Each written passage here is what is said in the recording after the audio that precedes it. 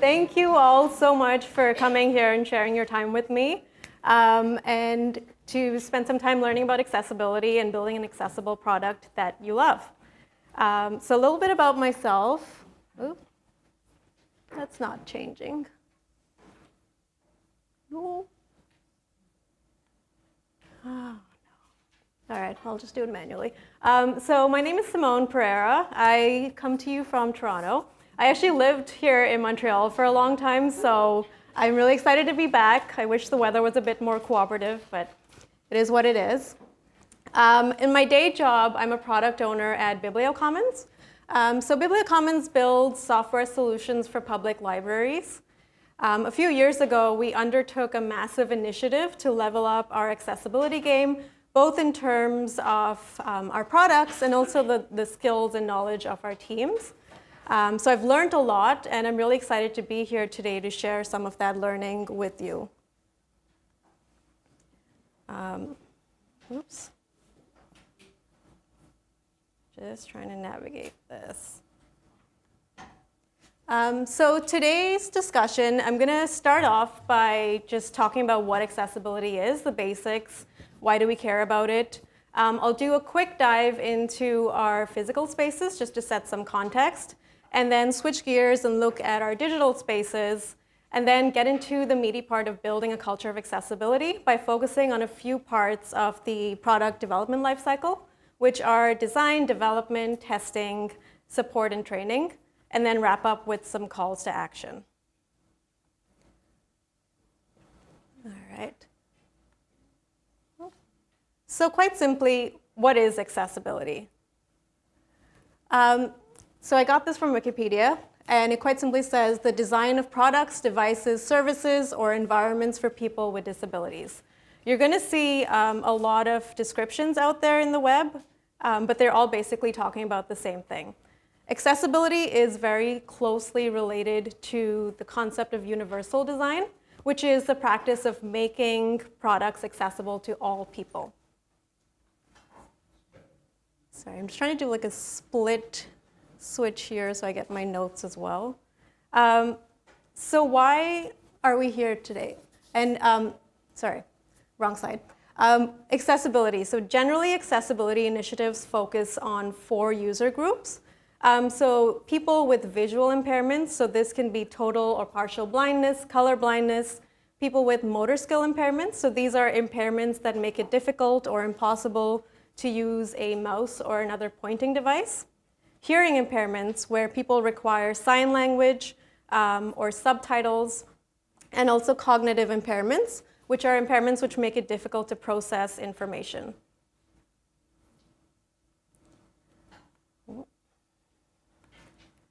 So why are we here today? Why do we actually care about this? There are so many reasons out there for why this is important. One of the first things that attracted me to this subject was the opportunity to provide equal access to everybody. It's something that we care about in other aspects of our lives, so it's really important in the digital spaces as well. Having an accessible product does build goodwill around your product and your brand. It's a memorable experience, and it's likely that people who enjoy that experience will come back and tell others about it. It also makes your product available to a larger group of users. So in Canada, 1 in 7 people reported having a disability. In the US, the number is 1 in 5. So that's potentially increasing your market share by 12 to 20% if you're able to design an accessible product. Having well-designed code, which is semantic HTML, can improve your search results rankings. So code that's clean, easy to understand, is great for users that are browsing with the assistance of screen readers, but it's also really great for those search bots that are browsing your site for rankings. And finally, there is legislation. So depending on the markets that you serve, you might actually need to be legally compliant. So some of the terminology in legislation, I've highlighted a few things that I will be referencing throughout this slide so that we're all on the same page. The first term is A11Y, which is a short form for the word accessibility. There are 11 letters between A and Y. It's very similar to internationalization, which is I-18N. And then WCAG 2.0 and 2.1, which is the Web Content Accessibility Guidelines. So this is not legislation. These are guidelines for making the web more accessible to people with disabilities. There are 3 compliance levels. Most organizations will strive to meet AA compliance. In terms of technology, there's a lot out there. So screen readers are a software program that allows users to browse, and they produce a voice or a braille output. So some common examples are JAWS and NVDA.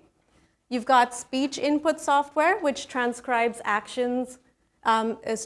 transcribes words into actions on the screen. And then you've got Dragon Naturally Speaking, which is a proprietary solution. And head pointer assistive technology, where a stylus is mounted to the top of a user's head to assist with page interaction. The image that I'm using is of an assistive keyboard. All the keys are very closely set together so that the user doesn't have to move their hand around too much. In terms of legislation, I focused on the US and Canada. If you are operating in markets outside of US and Canada, I encourage you to just do a quick Google search to find out what applies to you. In the US, for our American friends, we've got Americans with the Disabilities Act. More specifically to tech is Section 508, which applies to software and information technology. In Ontario, we've got Accessibility for Ontarians with Disabilities Act. This came into legislation in 2005. And then more federally, there's Bill C-81. It's still a bill, which means it's not yet the law. I believe it's being debated at the Senate level, but things might have changed. So what is the state of accessibility in our physical spaces? There's a lot of affordances that exist right now to help. We're certainly not there 100%, but there are some improvements that we're seeing. I was recently at the airport and I saw in Air Canada there was an assistive technology kiosk that offers a low vision mode and a voice output. You've also got, in many transit systems, you'll have accessible doors, you'll have elevators in subway stations. There's an organization called Stopgap, so that's the image in the center. They provide ramps that you can place outside of your storefront or your house that just kind of make it a lot easier. But this wasn't always the case. Our physical spaces just weren't designed for people with disabilities. For example, people using wheelchairs found it difficult to navigate our sidewalks. There was always a big drop between the sidewalk and the roads.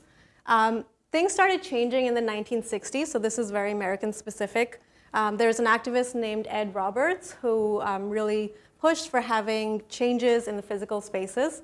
If you do get the time, I encourage you to listen to this podcast by 99% Invisible on Ed Roberts. It's really informative. And because of that, we have curb cuts. And curb cuts are just that little dip that you see at the corner of intersections that just make it easier to get on and off the sidewalk, essentially. This is really beneficial to people in wheelchairs, but it's also really good for people pushing strollers or carts or anybody else. The result is, in our digital spaces and elsewhere, something called the curb cut effect, which is essentially that improvements made for people with disabilities are beneficial to everyone else. And some examples in our day-to-day lives are voice assistive technologies, like smart home devices, closed captions, and even electric toothbrushes, which were first designed for people with limited motor skills. So what's the state of accessibility in our digital spaces? If I was doing this talk, I think even just a few years ago, I would have a lot more examples to point to. Thankfully, that's not the state right now, but there are still some. Don't get mad at me for pointing out the HAB site. I was a little nervous about this one. It's a great site, but as I've highlighted over here, the focus outline is 0. And just so we're on the same page, focus indicators are really important. They're visual indicators around the element that is being focused on. So it's great for people browsing with the assistance of screen readers, but also just for folks tabbing through so you know where you are on the page. Having a focused outline of none means if I'm tabbing through that, I don't know where I am. So how do we build a culture of accessibility so that we get to a better state of things? There are many ways to go about that. I'm going to focus on just a few over here. So inform your team about the benefits of accessibility and generate enthusiasm and support from within. It's really important to kind of get everyone on your team on board so that you go through it together. It's a lot of work, but if you're all working together and you're all kind of doing this, then it's really great to be doing it together. If you can, weave accessibility into every step of your process. So this can start with your research, your design, and it ends all the way to support and training. It's at every step that you're thinking about it and you're really committed to it. When you're starting off with accessibility, an option is to start with brand new features that can be made accessible from the ground up. So an example from my life is that I'm currently working on the next generation of a product that I manage. So we've just built it to be accessible from the ground up instead of trying to retrofit legacy code. Alternatively, if you know that you have high traffic features or pages, address those first because that's where the majority of your users are coming. And acknowledge that you may not get everything right the first time. It is a learning process. I literally created a ticket for my developers to hide the focus state on my product. I've learned since then, and that's why resources like Outline None exist, to just remind us not to do this. There are lots of resources out in the web, and just kind of explore what you have there. So in terms of actually getting into the weeds on this, for the design process, I've created just a few elements on this page to talk about some components that we want to think about for accessibility. So the first thing I wanted to talk about is colors. So WCAG 2.0 will recommend a color contrast. And when I talk about color contrast, I mean text against a colored background, having a contrast level of 4.5 to 1. And this number is something you'll see everywhere. Don't worry about not being able to recognize it right away. There are tools, and I'll point to some a little bit later, that you can use to help find the contrast ratio for your colors. So if I were to change that shade of blue just a little bit to just a bit darker, the text is a lot more legible now. So you want to make sure that your contrast is dark enough that users with low to moderate eyesight are able to tell the difference. The second thing are links. So links should be distinguishable from static text by at least one visual indicator other than color. So in this case, we're using an underline. That's not the only option available to you. If this is something that you're interested in, I encourage you to do a search to see what else there is out there. There's also interactive buttons and interactive elements on your page. So this can be images or text. In this case, I'm highlighting buttons. If you do have interactive elements on your page, you want to design them so that the different interaction states are very clearly visible. So if I hover over it, it changes color. If I focus on it, it's got that outline and it also changes color. Just so that folks using the site can tell quite easily what's going on with their actions. And finally, for design, keep in mind that your users might zoom in up to 200%. So you want to design your containers to be able to support that.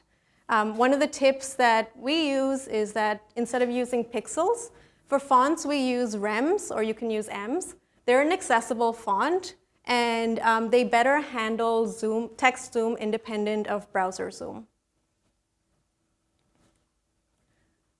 Some of the tools that we use, so Accessible Colors is a really easy to use tool. You just input the hex value code of your text color and of your background color, and it will give you the ratios. It'll tell you if it passes AA or AAA, and if it doesn't, it will make suggestions for colors that are compliant and that are similar to the ones you've selected. This is a really handy tool to use if you are selecting branding colors for a particular element. The other tool that's similar is Material Design's color tool. So this is a little more in-depth. That gives you a lot more options over here. And this tool is handy if you're trying to find complementary colors for certain elements on your page, like text blocks or buttons or other elements. And then finally, if you are using Stark or Adobe, Sketch or Adobe, Stark is a really handy plugin that combines many of the accessibility checks like contrast compliance or colorblind simulation into a single plugin so that you don't need to access different resources to do all these checks as you're designing. So development. This is not my strong point. I did need a lot of help for this section. My developers pointed out this resource, which is eBay Mind Patterns. So it's essentially a library that has some working examples of accessible components, so like carousels, tabs, menus, and it's all on the web. It's all freely accessible. So I encourage you to browse that. One thing to keep in mind, though, that as you're developing for accessibility, that simply meeting the legislation to the letter does not guarantee that your product is usable. So if you are able to, if you do have access to a design team, make sure that your design and your development teams work together to design elegant, accessible solutions. For some of the development tools, we use Pally, which is PA11Y. It's a free and open source tool, and you can automate it. So we use this to automate accessibility with releases. So it just checks the state of accessibility on our products pre and post release to see if there was anything in the release that broke our features. It's a really good tool for finding obvious gaps. So if there's missing alt text, too many H1s, not any H1s, but it doesn't really solve for that human aspect. So you still do need people to do testing. Web developer tool, this is a Chrome plugin, and I use this quite a bit, actually. So it's just a plugin that presents an overview of the page structure based on headings. So it's really important to know that people using screen readers aren't necessarily reading the whole page. They can also just be scanning it the way you and I would scan based on headings and titles. So having really clear semantic titles and H1 hierarchies is important to assist that browsing. So this tool will kind of just present you with that overview of what your heading structure is on the page. And it's just so we know, as an aside, pages should only have one H1. So for testing, testing can get expensive, especially if you start investing in a lot of the different assistive devices that are out there. So I've tried to focus on a few things that we can just do with our computers right away. So the first thing you want to test for is keyboard accessibility. So just use your tab key on your keyboard and go through the different elements of your page. Does it make sense? Are they going through in a great order? Is there a skip to main content link in the header? Skip to search if you offer a search on your product? Just so that everything is following the right order that it would visually. You can also test with a screen reader. So some screen readers offer free trial demos. Otherwise, you can pay for a subscription. Some of the most common ones out there are JAWS. And just a note that screen readers are often developed to work on particular browsers. So the pairings that we see are JAWS on IE11 and Edge, NVDA on Firefox, and VoiceOver on Safari. If you do switch these up, so say you use JAWS on Chrome, you could come across unexpected errors. So once you've got your screen reader set up, just tab through the page with the screen reader, just to be sure that all the links are active, the buttons and the controls are clearly identified. So earlier on, I had mentioned designing for zoom up to 200%, so you want to actually test that. And there, you want to test text zoom, So you can use Firefox Text Zoom for this. So I've just got an example of a card that's at 100%, and then the same card that's at 200% text zoom. So you just want to make sure there's no spilling, everything is still very clear. And then you also want to do a complete browser zoom. So this, you can just use your browser and then Command+, increase the size up to 200%, and then visually examine the page. And then finally, you want to test for high contrast.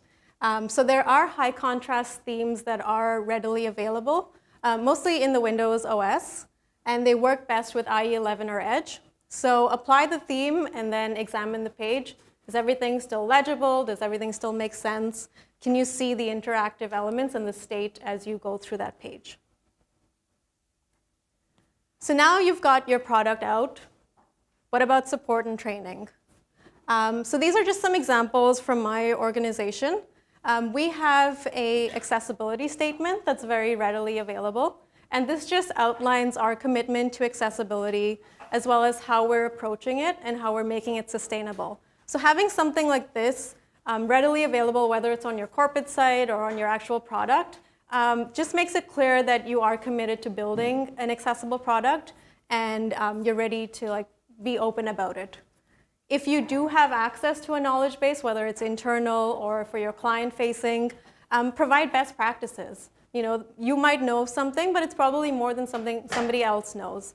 So whatever you learn, share knowledge about that. It's a really great way to increase awareness. And then training. So we at BiblioCommons take advantage of our annual all-staff meeting. We'll spend an hour to review our commitment to accessibility and the progress that has been made. But also, new employees that are onboarded are brought up to speed on accessibility best practices. So if you do have new members of your team joining, just kind of going over what accessibility best practices there are, what you're doing, and moving on from that. And then finally, get involved. There are so many user groups out there. I've got 2 up here, both accessible through meetup.com. So there's A11Y MTL, A11Y TO. I believe both meet monthly just to kind of talk about accessibility best practices in a particular topic. And then I think the Allied TO also has an annual camp where it's a little more formal. So just some last minute calls to action. Everyone benefits from a culture of inclusive design. I read an article recently that said for today's 20-year-olds, at least 1 in 7 will be out of work for at least a year because of a disability. So if you don't personally know someone with a disability today, chances are you will in the future. So let's build that culture of inclusive design. Start small, get your team on board, be open to learning from your mistakes. We all make mistakes, but we can learn better from that. And then share your knowledge and increase awareness, because the more we know, the better changes we can make. Thank you.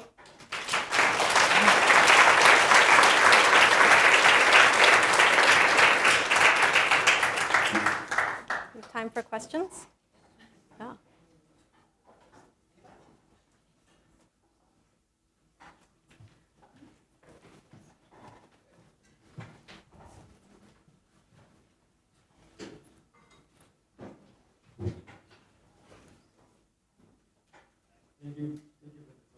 Thank you. There is a lot of tools that you showed us to test to make sure everything is accessible. Have you done, and do you do also a test with user group and people with disabilities and go through really having them on the computer? Yeah, so at my organization, we partner with a third-party company called Level Access. So they employ people with different disabilities. So whenever we build out a new feature, we'll do testing with them directly. So if it's not available to your organization to actually do this testing yourself, you can also see if there's an organization you can partner with that gives you access to real users that you can test with. Mm-hmm. I have a question. What would be the smallest intervention that you think would have the most impact? Ooh. Because in big organizations, it's hard to move things. So if you would have one thing that you would replace with That's a good question. I think it's changing the way we think about accessibility. I remember we had an aha moment because most people think about accessibility and then they think about disabled users, but accessibility benefits everybody. So if you're just talking about somebody walking out with their device in bright sunlight and not being able to see what's on the screen, then there are things that you can do to actually change that to make it more readable. So kind of breaking it down into like daily interactions that you have that make a better experience for everybody. I know that changes can take a long time to happen, but just getting that conversation started, getting people educated about why it's important and how it benefits everyone can hopefully eventually make a bigger change. Yeah, thank you. I'm afraid that's all the time we have. Thanks for being here. Don't leave before we can say goodbye. Go to the hall basement. We have extra goodies for you. So if you want to stick around,